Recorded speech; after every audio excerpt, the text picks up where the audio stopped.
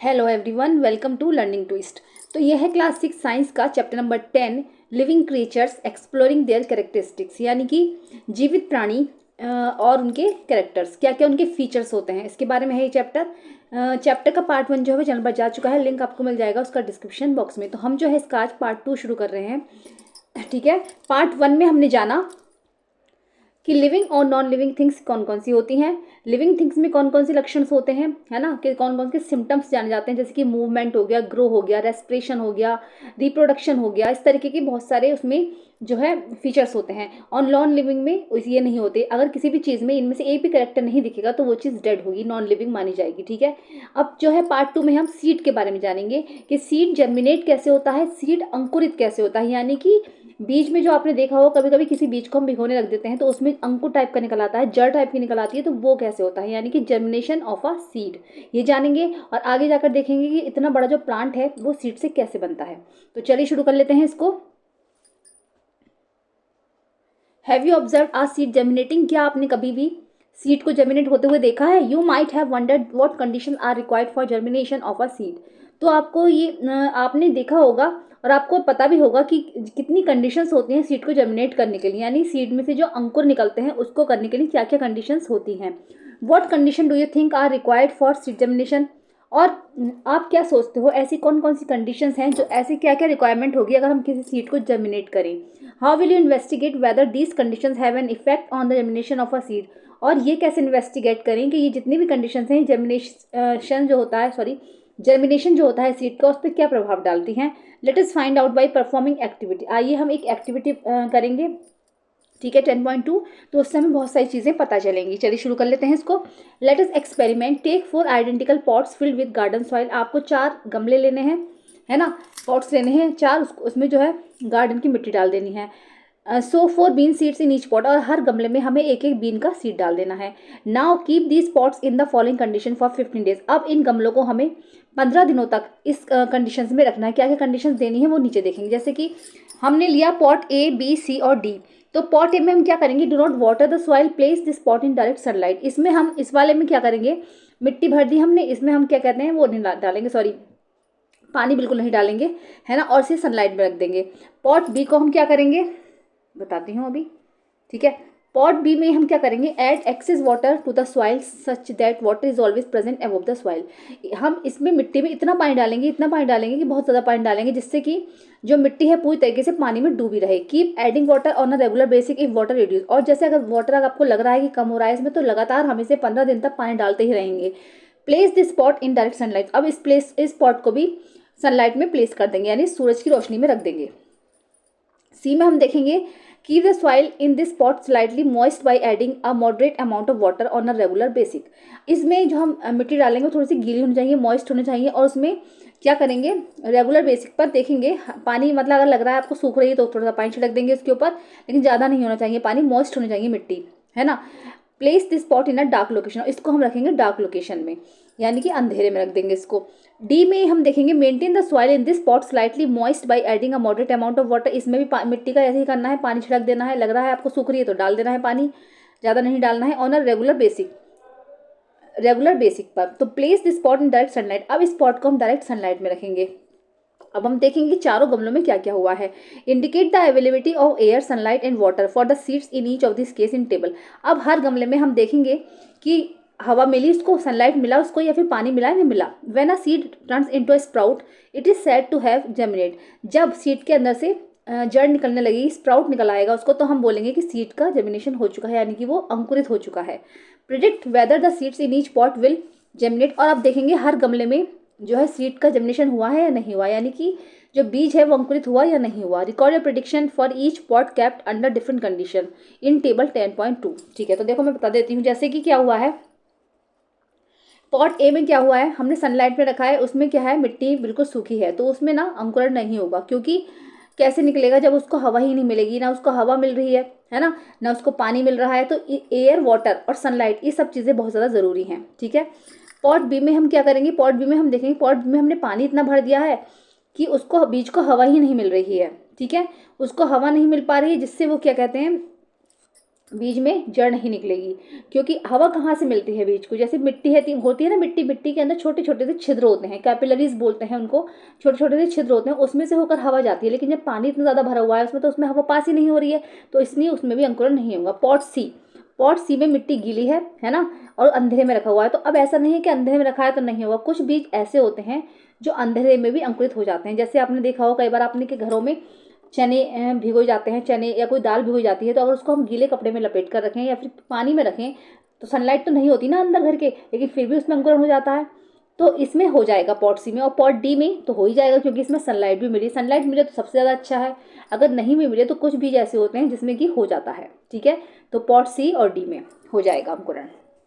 मैंने आपको शॉर्ट्स में ये सब समझा दिया है। ठीक है, चलिए अब आगे देख लेते हैं हम। Effect of certain condition on seed germination, जैसे कि पॉट ए में दैट सनलाइट थी एंड विदाउट वाटर था। ठीक है, तो क्या क्या मिला उसमें, एयर तो मिलेगी है ना, सनलाइट में रखा है तो हवा तो होगी है ना, और सनलाइट में है तो सनलाइट भी होगा, लेकिन वाटर नहीं था।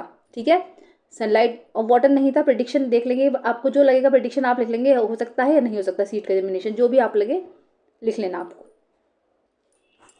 अब इसको देखेंगे बी वाले को, जैसे इनडायरेक्ट सनलाइट, सनलाइट में अगर था ये तो प्रकाश तो सूर्य का मिला है ना, लाइट मिली इसको, एंड एक्सेस वाटर, वाटर था इसमें, यस था, बहुत ज़्यादा पानी था, पानी ही पानी था इसमें तो है ना। लेकिन इसमें क्या था, इसमें हवा नहीं मिलेगी, क्योंकि पानी इतना ज़्यादा था, मिट्टी में हवा ही नहीं पहुंच रही थी, तो इसमें हवा नहीं होगी, यानी कि एयर नहीं है। प्रिडिक्शन ऑब्जर्वेशन आप लिख देना। सी में क्या है, incomplete dark and moist soil, dark में था तो सनलाइट नहीं मिली इसको। ठीक है, सनलाइट नहीं मिली, एंड मॉइस्ट सॉइल थी तो वाटर था, हल्का फुल्का था जितना भी था है ना। Incomplete dark and moist soil, ठीक है, और एयर जो थी एयर मिल गई थी, क्योंकि इसमें पानी कम था, इसमें हवा थी। डायरेक्ट सनलाइट में था तो सनलाइट तो थी इसमें, और मॉइस्ट सॉइल थी, पानी भी था थोड़ा बहुत, और इसमें हवा भी थी, इसमें सब चीज़ें थी। ठीक है, तो ऐसे आप कर सकते हो टेबल को कंप्लीट। चलिए अब आगे देखेंगे हम।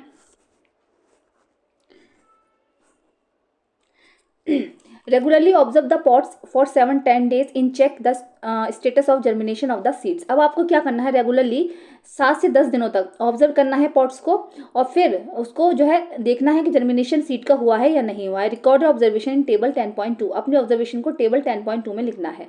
Compare your prediction with your observation, आपको अपने प्रिडिक्शन का कंपेरिजन करना है, जो आपने सोचा था कि हाँ ये होगा या नहीं होगा, फिर उसको ऑब्जर्वेशन करना है। Do you think sunlight is necessary for germination of seeds, तो आपको क्या लगता है सनलाइट ज़रूरी है? तो देखो सनलाइट ज़रूरी तो है, लेकिन अगर नहीं भी होगी तो कुछ बीज ऐसे होते हैं जिसमें कि हो जाता है germination. Do the seeds in all the pots receive air water and sunlight, क्या सारे जितने भी पॉट्स थे उसमें बीजों ने बराबर एयर वाटर और सनलाइट लिया? तो नहीं, ऐसा नहीं है, किसी किसी को हवा मिली, किसी को नहीं मिली, जिसमें ज़्यादा पानी था उसको हवा नहीं मिल पाई है ना, बाकी मिली। Is there any pot in which air is not available to the seeds, क्या किसी पॉट में एयर नहीं मिल पाई सीड्स को? तो यस, तो जिसमें बहुत ज़्यादा पानी था उसमें नहीं मिली है। If so why is it not available, तो ऐसा क्यों हुआ था? तो मैंने बता दिया है आपको ऐसा क्यों हुआ। What happens to the seeds in the pot where water is provided next, क्या हुआ था उस बीज के साथ जिसमें बहुत ज़्यादा पानी था, तो बहुत ज़्यादा पानी था तो एयर मिल नहीं पाई, और वो बीज सड़ जाएगा पूरी तरीके से, वो अंकुरित नहीं हो पाएगा। Which seeds receive both air and water, और कौन से बीज ने एयर और वाटर दोनों रिसीव किए? तो देखो सी और डी वाले को एयर और वाटर दोनों मिले हैं है ना। Identify the pots where you can notice the germination of seeds, आप जो है उस पॉट को देखिए जिसमें आपको सीड का जर्मिनेशन दिखाई दिया है, तो सी और डी में जर्मिनेशन हो जाएगा। Do your observation match with your prediction, अपनी ऑब्जर्वेशन देखिए फिर उसको प्रिडिक्शन से मैच कीजिए। Write possible reason in favour of your observation in table 10.2, based on your observation state the condition which favour seed germination. तो आप अपनी observation को प्रिडिक्शन के साथ मैच कीजिए, टेबल 10.2 फिल कीजिए, और उसके बाद state the condition which favour seed germination, तो आप वो कंडीशन लिखिए जिसमें कि सीड का जर्मिनेशन हुआ था।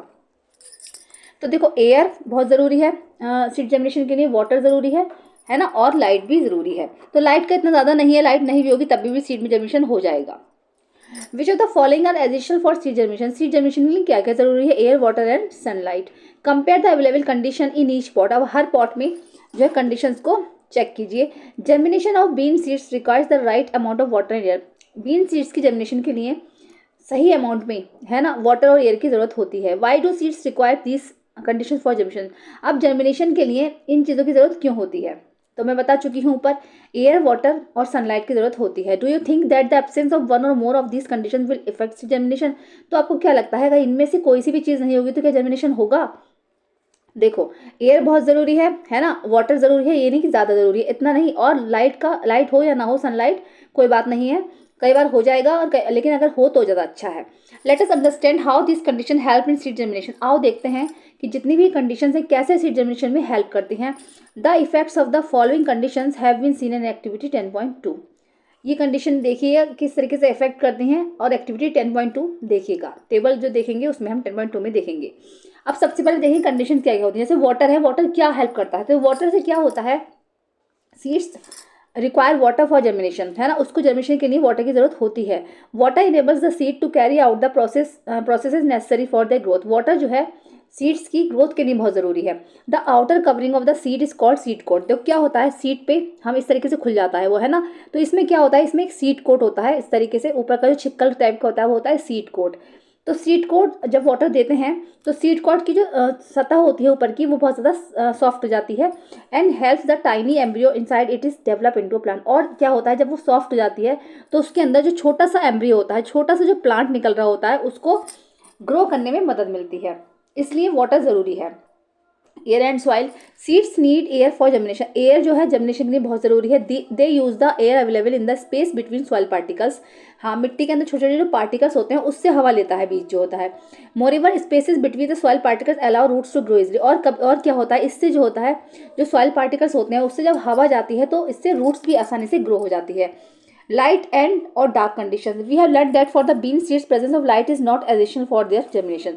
हमने पढ़ा है, हम और ये हमें पता भी है कि क्या होता है, बीन के सीड को जो है जर्मिनेशन के लिए लाइट की जरूरत नहीं होती है।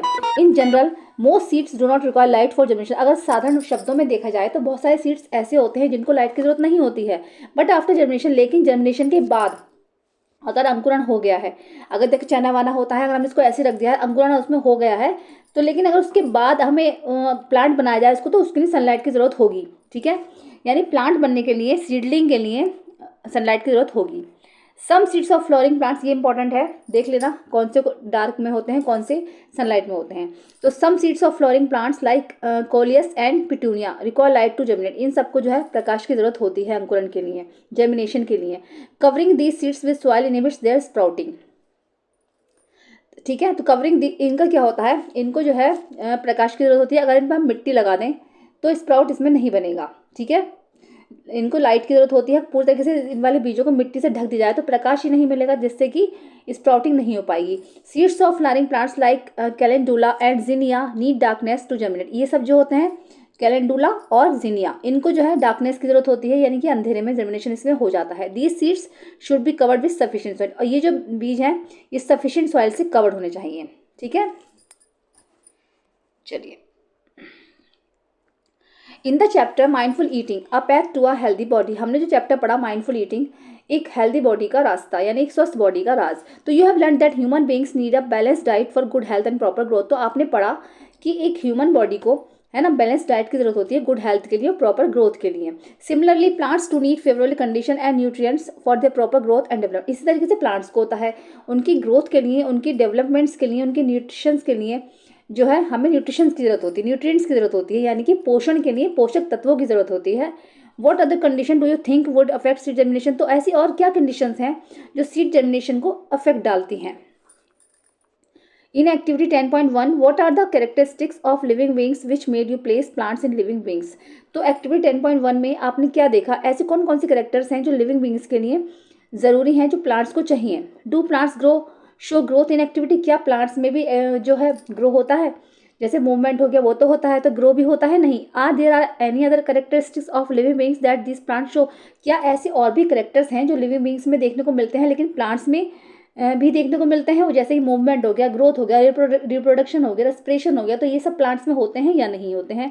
Let us study another characteristics that can be seen clearly in plants. आइए कुछ ऐसे और कैरेक्टरिस्टिक्स के बारे में जानेंगे जो कि प्लांट्स में क्लियरली देखने को मिलते हैं, जैसे कि growth and movement. Okay, growth and movement in plants. How do plants respond in sunlight. जैसे कि आपने देखा होगा प्लांट्स जो होते हैं वो सनलाइट में कैसे रेस्पॉन्ड करते हैं। जैसे आपने देखा होगा कई बार कोई पौधा लगाया जाए तो उसका जो मुंह होता है वो सूर्य की तरफ चला जाएगा, है ना, जो उसका शूट होता है, रूट तो नीचे होती है, जो उसका शूट होता है वो सूरज की रोशनी की तरफ ही जाता है। तो क्यों क्यों ये रेस्पॉन्ड करते हैं। Does sunlight affect the direction of growth to different parts of the plants. क्या सनलाइट जो होती है प्लांट्स के ग्रोथ में इफेक्ट डालती है। In which direction would the root and shoot of the plant grow, और किस डायरेक्शन में जो शूट जाएगा और किस डायरेक्शन में रूट जाएगा प्लांट का ग्रो करके। And move if the plant is place inverted, अगर हम प्लांट को उल्टा लगा दें तो कैसे होगा, उल्टा लगा देंगे तो जो है रूट नीचे और शूट ऊपर होगा। How would you design an activity to find answer to this question. आइए हमने एक एक्टिविटी डिजाइन करी है इन आंसर्स को जानने के लिए, देखते हैं। Let us design, take some bean or gram seeds and allow them to germinate on a moist cloth or a moist tissue paper. आपको क्या करना है, कुछ ग्राम सीड्स ले लेने हैं या फिर सम बीन्स ले लेना है, बीन सीड ले लेना है, उनको गीले कपड़े में या फिर मॉइस्ट टिश्यू पेपर में रख देना है। Let them germinate until each of them develop into a seedling having a small root and a small shoot, और उनको तब तक जर्मिनेट करने देंगे जब तक कि उसमें छोटा सा रूट या फिर स्मॉल शूट नहीं निकल आता है। Now take the 3 glass beakers or tumblers and label them as A B and C. अब 3 ग्लास ले लेंगे या 3 बीकर्स ले लेंगे कांच के, उनको लेबल कर देंगे ए, बी और सी में। तो देखो पहले मैं एक्टिविटी आपको थोड़ी सी समझा देती हूँ शॉर्ट में, है ना, इतना लंबा पढ़ने की कोई जरूरत नहीं है, आप लोग पढ़ लेना, बता देती हूँ। जैसे क्या हुआ है, ए में क्या करा गया है, जब हमने वो प्लांट उगा लिया है ना, अंकुरन जब उसमें हो गया तो प्लांट निकला, तो हमने क्या करा ए वाले में, इसमें जो है ए में प्लांट छोटा सा लग दिया, इसमें जो है रूट नीचे है और शूट ऊपर है ना। तो देखो शूट और रूट जो सीधे बिल्कुल सीधे है, इसमें थोड़ा क्या हुआ, इस वाले में क्या हुआ, इसमें हमने उल्टा बांधा है, बी में उल्टा बांधा है, देखा होगा आपने। तो इसमें जो है रूट ऊपर कर दी सॉरी हमने, और शूट नीचे कर दिया है ना। ऐसे इस वाले में, सी वाले में क्या है, सी वाले में भी हमने सीधा रखा है बिल्कुल, रूट नीचे है और शूट ऊपर है, लेकिन इसमें क्या करा है, इसको बाद में एक बॉक्स से हमने कवर कर दिया है और उसमें एक छेद बना दिया है जिससे कि उसको सनलाइट मिलती रहे, है ना, ये सब करा गया है। चलिए देखते हैं sorry. Take 3 glass plates and attach a thick blotting paper to one side of each plate using a thick soft cotton thread. हमें कॉटन थ्रेड से साफ तरीके से बांध देना है और एक जो है इसको ग्लास प्लेट से ढक देना है। Fix one seedling on each plate using a thick soft cotton thread as shown in, मैं बता चुकी हूँ सब। Now place 1 glass plate upright with a seedling attached into each of this beaker A and C as shown in figure 10.2। ये भी बता चुकी हूँ, उल्टा करके लटका दिया गया है इसको। In beaker B, arrange the plates such that the shoot of the seedling is directed downwards and the root is directed upwards. हाँ ये सब हो गया है। Pour water into all the 3 beakers to ensure that the seedling in each beaker remains above the water level. हाँ पानी इतना डालेंगे जिसने सीडलिंग जो है वो वाटर लेवल के ऊपर रहे। In each case let the bottom of the blotting paper get completely wet by soaking in the water. In this way the seedling will get the moisture from the wet blotting paper. Blotting paper जो है पूरी तरीके से गीला होना चाहिए जिससे पता चलता है कि सीडलिंग जो है मॉइस्चराइज है। Place beaker A and B in sunlight as shown in figure 10.2 and figure 10.2 B. हाँ इन दोनों ए और बी को सनलाइट में रखेंगे। Position beaker C as shown in figure 10.2 C. Place a cardboard box in such a, बता चुकी हूँ मैं, इसको बॉक्स से ढक देंगे और उसमें एक छेद कर देंगे जिससे कि उसमें सनलाइट जाती रहे। Fill table 10.3 with your prediction and observation. अपनी प्रेडिक्शन देखिए और फिर ऑब्जर्वेशन कीजिए कि हमने जो किया है वो सही किया है या नहीं किया है, ठीक है। तो बीकर ए में direction of sunlight all direction से जा रही थी, उसमें डायरेक्शन ऑफ प्लांट अपराइट सीधा रखा गया है बिल्कुल, शूट ऊपर है रूट नीचे है, इसमें ऐसे हुआ है ना। ऐसी बी में ऑल डायरेक्शन है सनलाइट का, इन्वर्टेड है, उल्टा कर दिया है इसको, शूट ऊपर है और रूट ऊपर है। चाहे उल्टा कर दो चाहे सीधा कर दो, लेकिन शूट हमेशा ऊपर की साइड जाएगा और रूट जो है नीचे की साइड रहेगा। ओनली फ्रॉम वन डायरेक्शन, इसमें क्या है, इसमें छेद है और एक ही दिशा से इसमें सनलाइट जा रही है, तो अपराइट है ये भी और सीधा है सॉरी, और शूट इसमें ऊपर है रूट नीचे है। चाहे पौधे को उल्टा लटका दो चाहे सीधा कर दो, लेकिन क्या होगा, शूट सिस्टम जो होगा, शूट जो होगा वो हमेशा ऊपर की साइड जाएगा और रूट हमेशा नीचे की साइड रहेगी। What is the direction of growth of root and shoot in beakers A B and C based on your observation. Do your prediction match your observation, what do you conclude from this activity. देखो मैं बता चुकी हूँ सारा short में आपको मैंने इसलिए समझाया था जिससे आपको ईजिली समझ में आ जाए। ओके जैसे देख लेते हैं, चलो एक बार दिखा देती हूँ। When the plant is kept upright, जब हमने प्लांट को सीधा रखा तो the root grows downwards, root नीचे थी और शूट जो था ऊपर था, है ना, ऊपर की साइड जा रहा था। When the plant is kept inverted the root bends and grows downwards, है ना। तो जब हमने उसको उल्टा लटकाया तो रूट जो है मुड़ने लगी, मुड़ के क्या हुआ था, मुड़ के भी वो सीधे ही नीचे की तरफ जाने लगी थी और जो शूट था उसका वो ऊपर की साइड जाने लगा था। लेकिन जब प्लांट को सनलाइट में रखा गया ओनली फ्रॉम वन डायरेक्शन, जब उसमें एक डायरेक्शन से ही जो है सनलाइट जा रही थी, तो the shoot grows in the direction of light. तो शूट जो थी जहाँ सनलाइट था उधर की सब जाने लगा और जो रूट थी उसकी वो कंटिन्यू डाउनवर्ड्स, वो नीचे की साइड जा रही थी। After conducting activity we can conclude that shoots of plant grow upward and exhibit movements towards sunlight but roots of plants grow downwards. हाँ इस एक्टिविटी से हमें ये पता चला है कि जो शूट होता है ना प्लांट का, जो तना होता है उसका जो ऊपर का सिस्टम होता है, शूट सिस्टम जो तना होता है वो सनलाइट के अकॉर्डिंग मुड़ेगा, सनलाइट जिधर को होगी उसकी तरफ उसका मुंह जाने लगेगा, लेकिन रूट हमेशा नीचे की साइड ही जाएगी। ठीक है, इतनी एक्टिविटी आपको समझ में आ गई होगी। चलिए अब देखते हैं नोआ साइंटिस्ट। हम एक साइंटिस्ट के बारे में जानते हैं। Jagdish Chandra Bose was an Indian scientist who did some fascinating experiments with plants. Jagdish Chandra Bose 1858 में इनका बॉर्न हुआ था और 1937 में इनकी डेथ हुई थी। वॉज एन इंडियन साइंटिस्ट, ये एक भारतीय वैज्ञानिक थे जिन्होंने बहुत सारे फैसिनेटिंग एक्सपेरिमेंट्स किए प्लांट्स के साथ। He built a machine called a crescograph, उन्होंने एक मशीन भी बनाई थी जिसको क्रेस्कोग्राफ बोला जाता है, to record how plants respond to stimuli. तो उन्होंने ये रिकॉर्ड करने के लिए बनाई थी किस तरीके से प्लांट्स जो होते हैं प्रतिक्रिया करते हैं, स्टिमुली करते हैं, जैसे कि लाइट हो गया, हीट हो गया, इलेक्ट्रिसिटी के प्रति या फिर ग्रेविटी के प्रति किस तरीके से वो स्टिमुली या फिर किस तरीके से प्रतिक्रिया करते हैं। With this machine he could major how fast plants grow. इस मशीन से उन्होंने ये भी पता लगाया था, इस मशीन से ये भी माप सकते हैं कि कैसे प्लांट्स जो हैं जल्दी से ग्रो करते हैं। He also showed that plants can sense and respond to stimuli, उन्होंने ये भी बताया था कि प्लांट्स कैसे स्टिमुली करते हैं और कैसे वो रेस्पॉन्ड करते हैं। ठीक है, चलिए अब आएगा next topic, life cycle of a plant, plant का एक जीवन चक्र। We have learn about conditions required for germination and how plants grow and exhibit movement. हम पढ़ चुके हैं, हमने कंडीशन देख ली है कि बीज का अंकुरण कैसे होता है और कैसे प्लांट्स ग्रो करता है, कैसे उसमें मूवमेंट होता है। Let us now explore the changes a plant undergoes in its whole life. तो आइए अब देखते हैं कुछ ऐसी चीज़ों के बारे में, कुछ ऐसे चेंजेस के बारे में एक्सप्लोर करेंगे जो कि उनकी पूरी लाइफ में होते हैं। Plant a bean seed and provide suitable condition for in growth, observe regularly for 3 month. हमें एक बीन सीड लेना है, उसको प्लांट करना है और उसको जितनी भी सुटेबल कंडीशन है वो देनी है, उसके बाद 3 महीने तक उसको ऑब्जर्व करना है। Record observation table 10.4 as and when changes become visible. तो आपको ऑब्जर्वेशन रिकॉर्ड करना है टेबल में और फिर देखना है क्या क्या चेंजेस इसमें दिखाई दिए। Note the date when any changes observe, record answer for the following questions. How long does it take for any change to occur, कितना समय लगा चेंज आने में प्लांट को। Make sketches of various changes that you observe, आपको sketches बनाने हैं जो जो चेंजेस आपने प्लांट में देखे।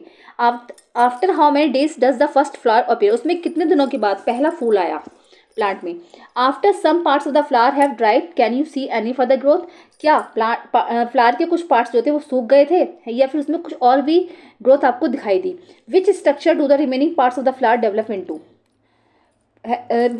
विच स्ट्रक्चर, फ्लावर्स के जो बचे हुए पार्ट्स थे उसमें कौन कौन से स्ट्रक्चर्स डेवलप हुए। Can you notice a pod or a fruit with seeds develop in from a flower, क्या आपने कोई भी जो है पॉड देखा उसमें या फिर कोई फल देखा, फल मतलब ऐसा जिसके अंदर बीज हो, वो फ्लावर में डेवलप हुआ।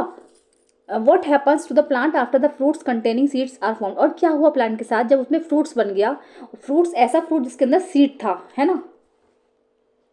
तो आपको ये सब चीज़ें जो है 10.4 में फिल कर देनी है, जैसा आपने किया हो आप कर सकते हो, टोटली आपके ऊपर है। ठीक है, अब देखेंगे go through the observation you recorded regarding the growth of the bean plant in table 10.4। What changes do you observe after the fruits are form. तो आपको जो जो चीज़ें लग रही है वो आप लिख सकते हो, जैसे आपने क्या क्या चेंजेस देखे, क्या आपने ऑब्जर्व किया जब फ्रूट्स बना।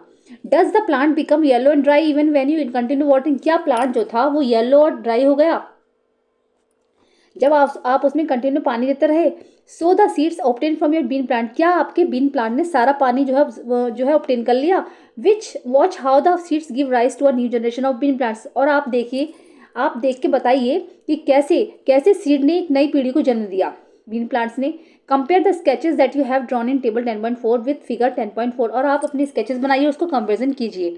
अ seed grows into a young plant and matures to produce flowers and fruit, एक बीज जो है ग्रो हुआ, एक यंग प्लांट बना उससे और वो बड़ा होकर फ्लावर्स एंड फ्रूट बने उस पर। तो the fruit in this case a pod contain seeds which give rise to a new generation of bean plants.